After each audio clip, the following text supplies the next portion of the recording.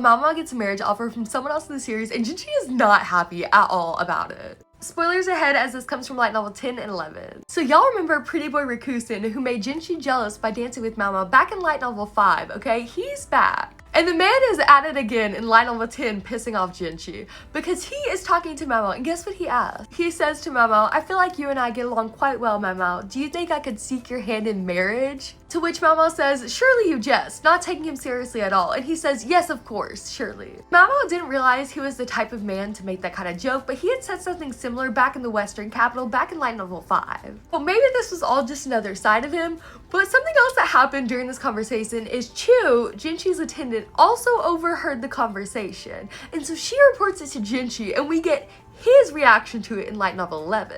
So Jinshi is not happy. He is very jealous, and he tells Maomao that Chu told him everything.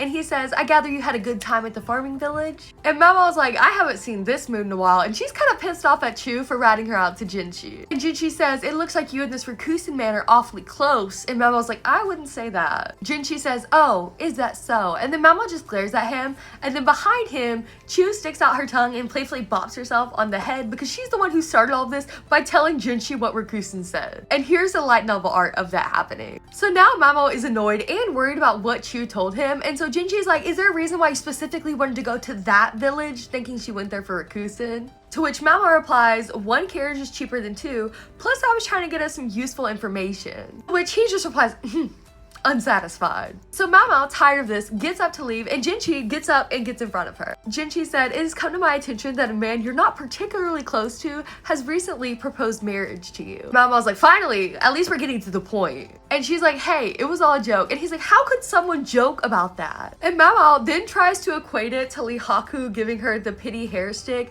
back at the garden party in season 1. And once she says that, Jinshi looks like he has something to say, but Maomao expeditiously changes the subject. She does not want to talk about this anymore. So was Rakusen being serious? I don't know. He may like Maomao, but I think he enjoys riling up Jinshi even more.